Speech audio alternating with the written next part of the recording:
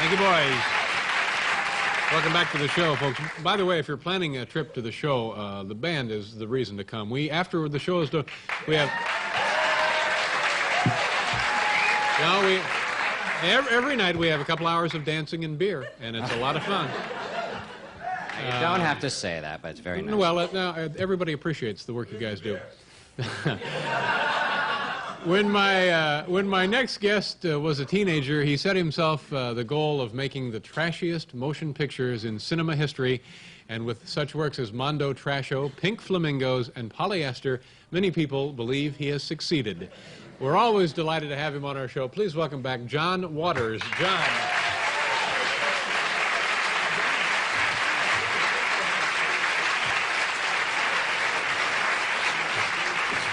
You know, a couple of months ago, I had a chance to see Polyester, and I really got a kick out of it. I thought that was just a nice bit of, however you want to describe that. Melodrama. How are things going now? Good, good. What have you been up to? Well, I've written 2 scripts. One is finished and ready to go, called Flamingos Forever, which is the joke sequel to Pink Flamingos. I think sequels have become a genre to itself now, so we want to make fun of that. Pink Flamingos sort of broke you in the world of trash. Yeah. So we want to make the square root of that. Really, the trashiest movie, what happened to those characters 10 years later. Well, that'll be good. Yeah, and I'm writing another script called The Hairhoppers, which hairhopper is a Baltimore slang term for low-class beauties. And it's a script about rich girls that go bad, you know, and I haven't asked her yet, but I'm praying that Pia Zadora will be in it. Hairhoppers? Yeah, Hairhoppers. Right. So these are 2 films we can look forward to. What else? Well, I have a job now, you know, because I'm raising money for Flamingos Forever, the part I hate the most. So I actually was hired. I teach in prison now, which has been pretty interesting. It's at the Patuxent Institute outside of Baltimore, and it's a regular college course through Community College of Baltimore. I went to the graduation. There were caps, gowns, and everything. So I tell them, you know, that my films were my crimes. And next time they want to kill somebody, draw it or do a painting of it. Don't do it, for God's sake. Yeah. You know? So I'm sort of rehabilitation in a strange way, I guess. That's darn nice of you, John. Well, no, but it's not just, you know, I really get good ideas from them, too. You know? Oh, do you really? They have Sure. suggestions and stuff? Do you mind if I ask you a personal question? Sure. It has to do with your mustache. I don't know. When I was downstairs waiting to meet somebody, people kept asking me, did I work here? I think I look like a floor walker. Maybe that's No, but it. can I ask you about the mustache? Yeah. Now, you've drawn that on there, haven't you? No, sometimes when I miss, you'd get old Maybelline out. But it's impossible to have anybody that you've ever seen in the history of the world with this mustache touches it up. Oh, I see. I didn't realize that. Yeah, it's impossible to grow it, for real. All right. I'm sorry. I just noticed. I didn't notice that before. If it's impossible to grow it for real, why grow it? Well, because I always wanted to be Little Richard when I was a kid, you know, and he had one. Uh-huh. All right, well, if it's good enough for the band, it's certainly good enough for me. John, tell me about Baltimore. Now, you still live in Baltimore, and you like the city. Sure. Now, tell me about life there. Well, life there is like anywhere, except that when you walk down the street, you see people that jolt you. I mean, and I always can find new talent. I have a new person I want to put in my films to play Edith the Egg Lady's boyfriend. And he is about 45 and sort of looks like Liberace. And he lives with his parents on a chicken ranch. And he looks like that every day. It's pretty amazing what he looks like. When he walks down the street, he came to a party I had, and seasoned cynics I know were speechless when they saw him. Now, you say that Baltimore is the hairdo capital of North America. Yeah, it's dying out, unfortunately, because people are moving there from Washington. It's getting a little trendy. Oh. You can tell because plants are in the window and stuff in my neighborhood where there didn't used to be any. Yeah. Why do you suppose that area would attract people that really enjoyed working on their hair? I don't know. It's an old custom there. I think that they feel power from how high their hair gets. Now, have you ever considered moving to Los Angeles, where the heart of the movie industry is? You're No. talking about raising money for a film now. Yeah, Wouldn't well, it I be raise easier? money outside of Baltimore, certainly. By the way, are you interested? Sure, I'd be happy David to get in on one Letterman of these. presents Flamingos Forever. That's a fine project. proud to have my name on the marquee. I do raise the money in L.A. You do raise it in Yeah, L.A. and my films play a lot in L.A. and New York, even more than they play in Baltimore. But I like to stay there because I get, my mind festers there, and that's how I think up this stuff, you know. What do you call people who live in Baltimore? Are they Baltimore? Well, some people negatively call them Baltimoreans. I call them style conscious. Style conscious. Yeah. Now, are they proud of you? Do they say, you know who lives down? Do they know where you live in Baltimore? Oh, sure. I mean, I always see the mayor all the time. He tells me to keep making films there and everything. I think he thinks anything that happens in Baltimore, no matter what, is good. You know? Yeah, the city is very, very nice to me, but I've lived there all my life, so it's not any really big deal to see me. I mean, I'm there all the time. Yeah, yeah. And what about your friend Divine? Do you see? Oh, sure. Divine is a rock star in Europe now, you know. Oh, he has really? a gold record. He's in Europe most of the time. He comes to Baltimore to rest. He was just there, and you can tell because there's always pie trucks out front because he has pies delivered. You know, he gets like carry-out pies, you know, so that's how he relaxes. He's a large guy, isn't he? Yeah, yeah. Now, how did he become a rock star in Europe? Well, I'm always a little leery when somebody says that, you know, because it's tough to track down. He really did. And believe me, we'll track it down, John. Yeah, well, you can. He goes on tour. He's leaving tomorrow for another month tour. He was there for 3 months before. He's there most of the time now. Is this with the song that he did on our show? Well, it's a down, year but he ago has or an something? album out now. He has a couple, Jungle Jezebel, Shoot Your Shot. He has a lot of hits, you know. That's not the Christmas album he was talking about, is it? No.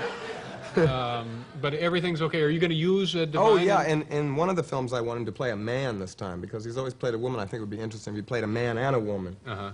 So it'd be a real stretch for him, Yeah, yeah. I think he would be experience. good as a man. It would be like having a new star. Yeah. Have you seen any new movies that you have not produced but that you really think are just awful enough to be entertaining? The Moon in the Gutter. I don't know about this. It's a big movie that was supposedly laughed off the screen at the Cannes Film Festival, and it's the first art movie I've seen. It's the Beyond the Valley of the Dolls of art films. You know, it's so outrageously bad that it's great. I mean, you should really go see it because it'll be around for about 5 minutes. But it's so excessive and costs so much money that it's really the funniest movie out today, I think. What was the last mainstream, legitimate release motion picture that you enjoyed for those same reasons? Cujo, I like, because any movie where the dog is the villain is my kind of film. And you were recently a guest of the communist government in... Well, yes, it was funny. You know, I went to Italy for a film festival. When I got there, I realized that the communist government, but there it's sort of just like Republicans and Democrats, communists, you know. They paid for the whole trip, and one of the headlines the day Pink Flamingos opened in the communist paper was "Filthy People of the World Unite," which I thought was pretty clever. They called me Fellini of the gutters there. I had a great time. Now, did the communists enjoy your work? I don't know if there were communists in the audience, you know, it wasn't that kind of thing, but the audience seemed to like it. Yeah, they showed all the films. How did the Communist Party contact you and ask you to come over? Well, it was a film festival that was paid for by, I mean, the Russian government didn't call me or anything. They just called my distributor in New York and set the whole thing up. Well, that's great. Yeah, it was fun. That must have been an exciting... Communists eat very well there, though. It's different than what you think. Oh, is that right? They went to the best restaurants, and yeah, we didn't have to stay in a cell somewhere during the whole film festival. Well, that's interesting. Yeah. John, it's nice to see you again. Good to be here. And we'll be looking for those 3 wonderful upcoming projects, the Hairhoppers. And Flamingos Forever. Flamingos Forever. Just the two. Yeah, all right. yeah. Thank you, John, for being here. Thank you. John Waters, folks. Stay right there, John. Stay right there. We'll be back with Dennis Haskins.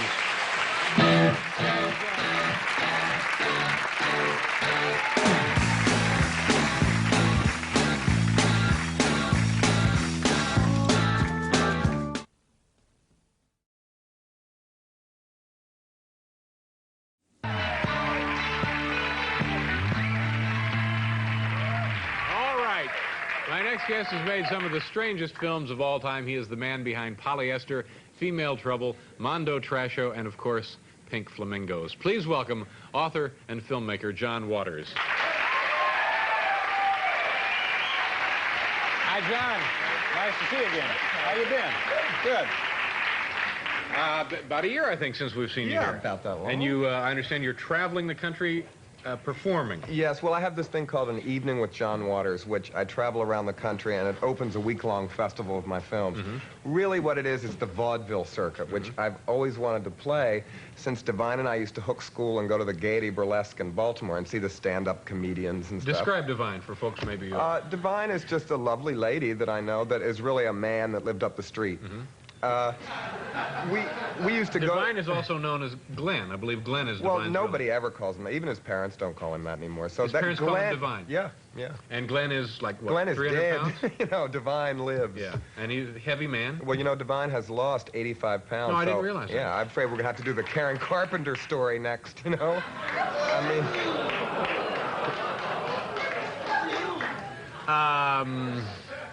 Now, okay, back to the vaudeville circuit. You go around, you show up at these theaters, and what happens? Well, people come in and they see you, you're on stage, what do you do? Well, I give a talk about anything that I'm obsessed by, and I think life is nothing if you're not obsessed. Yeah. And people are very nice in each city. They take me to a spot I'd like to see. Like in Atlanta, we immediately went to the corner where Margaret Mitchell was run over by a taxi cab, you know. So in each place Now, you said that with a chuckle, kind of a chuckle in your voice there. I mean, it is sort of a tourist site that people do look at. It's just one that people don't talk about. But now you're not laughing at the fact that the woman was run down by a cab. No, okay, but the fact that it is a site to go see. All right, so if you're in Atlanta, then you would discuss having been to that site on stage. Yes, you would talk about that, or Yeah. you would talk about any subjects that interest you today. I mean, I don't... And people pay to see this discussion? Yes, Yeah. yes. Do you ever work with another act, like an opening act or anything? No, once in Portland, they had a female impersonator come on first, which sort of I was against, because just because I work with Divine, I don't get most drag queens, because who wants to be Carol Channing and Barbara Streisand? You know, they imitate that. Yeah. I could see it if they did Margaret Thatcher or somebody like that. I could understand something a little more, I don't know, politically relevant. And you're also doing some reporting. Yes, because before all my life I went to different things that interested me, like murder trials and other crackpot stories, and people thought I was nuts. So once I got a magazine to pay for it, then everybody thought it was socially redeeming. And speaking of the magazine you're talking about, in this case it's Rolling Stone, Rolling and you went Stone, to, yes. this is a tour of what? This is Of Los Angeles. Tour of Los Angeles. John Yes. Waters' tour of L.A. Yes. All right. And it was really thrilling. Only in America could you be paid to go search for the grave of Francis the Talking Mule. I found Charo's plumber, Lana Turner's hairdresser, all sorts now, of when you sites see like that. Charles Plummer, the man is still alive, right?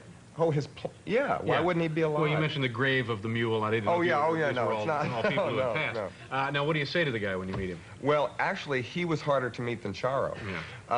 The press agents in L.A. should really work for the plumbers and stuff they have, because I had to talk to the owner of the company, the son. I was shuffled back and forth between so many people that actually when I didn't want to find out any information about Charo, but he thought that I would, so he was afraid I was trying to get him to spill the beans on Charo. Now, what beans would there be to spill, plumbing-wise? Well, I didn't want to know. I just liked the fact that he was Charo's plumber, which I think was an honor in life. I mean, that's my idea of a celebrity. And what other spots do you find in L.A. that you're interested in? I'm trying to think where else we went. We went to the old burned-down Spahn Ranch, which is still there, but they're building a church across the street, and I like a good reporter, called the Reverend, and he said, oh, yes, the devil is up there. We're getting him out of here. And I wanted to call the National Enquirer, because they pay $300 for those kind of quotes. Now, you mentioned the Enquirer. I know that you, do you actually collect the stories from the Enquirer, or I'm are you just a fan? Enquirer buff, and I wrote another article that's coming out in Rolling Stone called Why I Love the National Enquirer. They had a headline recently, I have a big nose and love it, Barry Manilow. And there's the Weekly World News, which is even worse, but they put that out too. Is that published by the same people, yes, the Weekly World News? It used the old black and white press. It's more like the old Enquirer, isn't it? Yeah. This was the version of the story they had. Hold it right up here, John. Number one, right over there. Okay. Whale of a gal. That's Tubby Tina Onassis. This was the Enquirer. God. Now, see, I always wanted to make the Tina Onassis story with Divine playing her, because Divine wanted to marry, you know, they could sit around and shop and eat. It would be the perfect thing. But you see, now, how old is this photograph, it's about you suppose? 2 or 3 years old. But then the Weekly World News is even meaner. Not a flattering... This is the one the Weekly World News put on next. You know, back to the Fatso farm, which is incredible that they can do this. However, if you don't want to be in these kind of papers, you shouldn't be a public figure. You should be a plumber, and then nobody would care if you gained weight. Yeah. Now, you also spend a lot of time going to trials, don't you? Yeah, I've been to, let me think. What about the Move people is the next one. But what about the Von Bulow trial? Is there anything there that would have interested you? Oh, that's too PBS for me. You know, I like something more like the Move people. Now, I've been following them for years. I went to their trial in '78, and I was recently in Philadelphia doing my act. And I did an interview in the Philadelphia Inquirer. I said, where are the Move people? I really missed them, and the next week that happened, you know, so I don't know how they took that. But if you see them in court, they're very stylish. All the women have little pocketbooks that say, I live in Africa on it, meaning a state of mind. And the new one will be good because the new woman is already griping, houses, houses, houses. I'm so sick of hearing about these houses. How about us? Which I thought was really rude of her. Seems tasteless somehow. Yeah. And Baltimore, you had a day in your honor? Oh, yes. That was... They had this retrospective for me at the Baltimore Museum of Art, which was very, very nice. The mayor proclaimed it John Waters Day and gave me this, which was... Now, they banned your early films there, didn't they? Well, the mayor did, the board? censor lady, but she's gone. Oh. But she came back out and said that I was responsible for the rats in her cellar, which I thought, what? How does that work? Who knows? You know, she's been fired.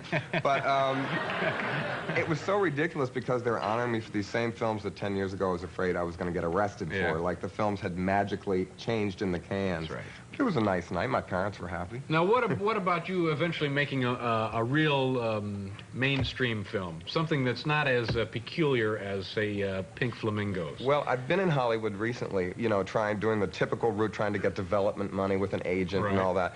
And off the record, all the executives say, we love your stuff, but can you give us something we can admit we like? Right. You know, they can't come to their meetings with Coca-Cola owns the company and say, this is the new movie we want to do. So that's the problem. I'm in the ultimate catch-22. Now, is that something you want to do? Do you want to have a nice, big, legitimate film with a huge budget and stuff? Sure, if I can do a joke on, if I can do a satire, like teenage movies now, everybody hates them, so I want to do one. Only a satire on a teenage movie. Well, I hope you succeed. I think it would be very entertaining. And reporting now for major magazines. Congratulations. Nice to see you again, John. Thanks, Dave.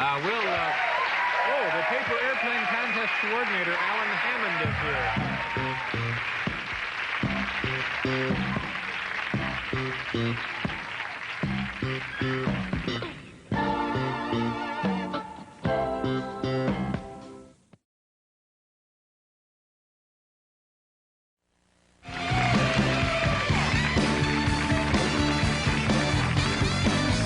Well, thank you so much, gentlemen. Our next guest is a strange man who makes some very strange motion pictures such as Pink Flamingos and Polyester. He is now the author of this very strange book. It's entitled Crackpot, The Obsessions of John Waters. Please welcome one and the same John Waters. John! Hi, John, how are you? Nice to see you. Come on over.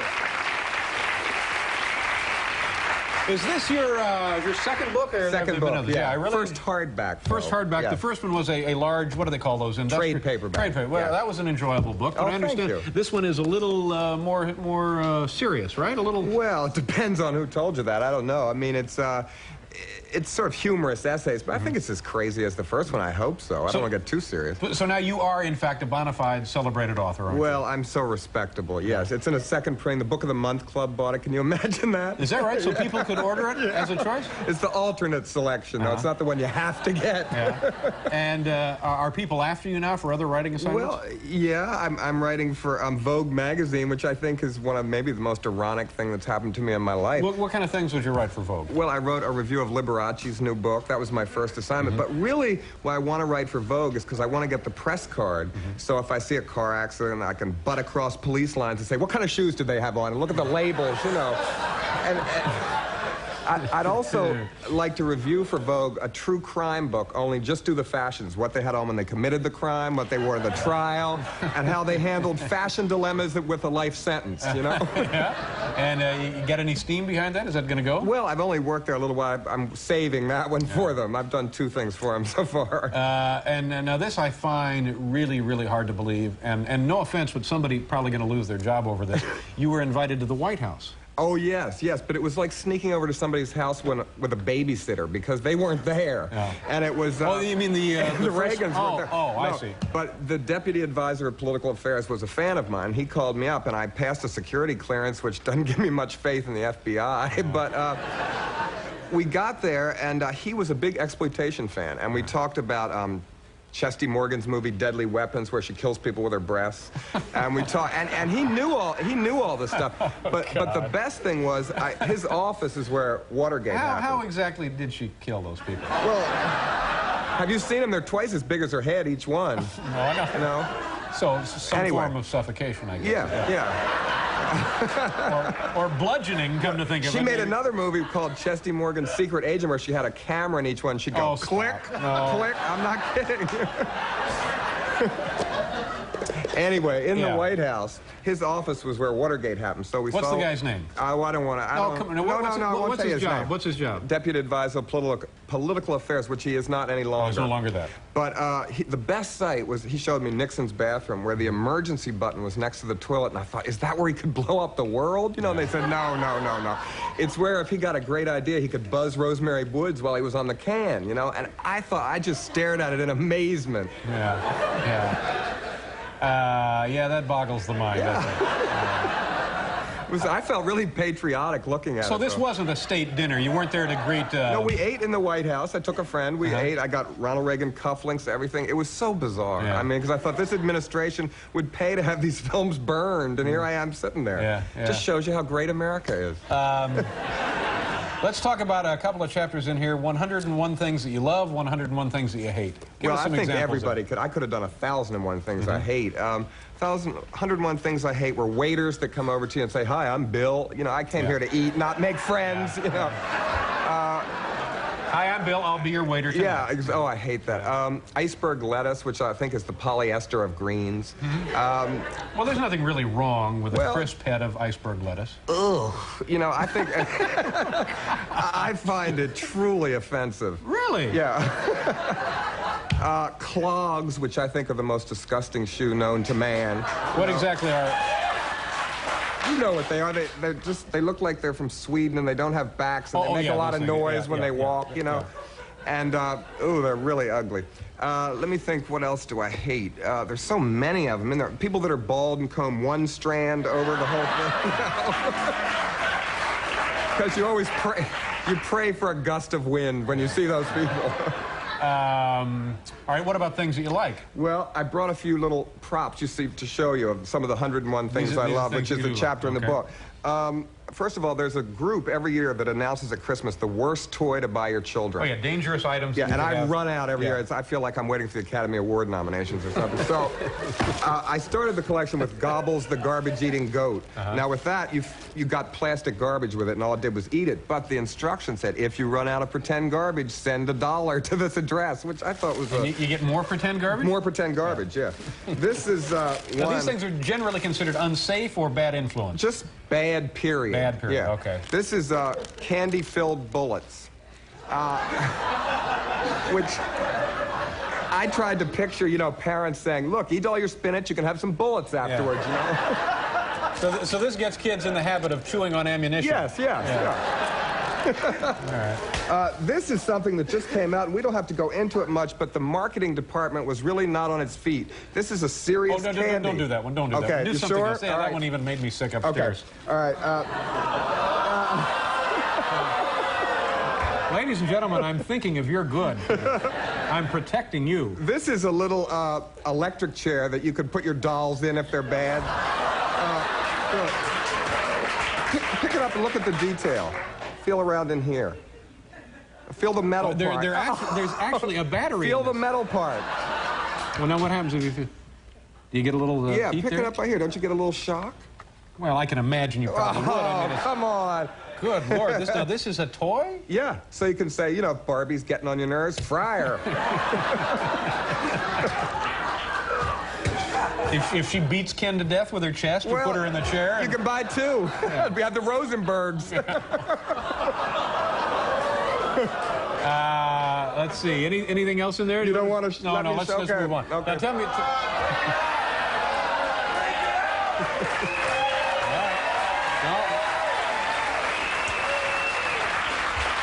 I can guarantee you, you'll regret this decision. With every ounce of my being, you're going to be reviled by this. All right, this is a...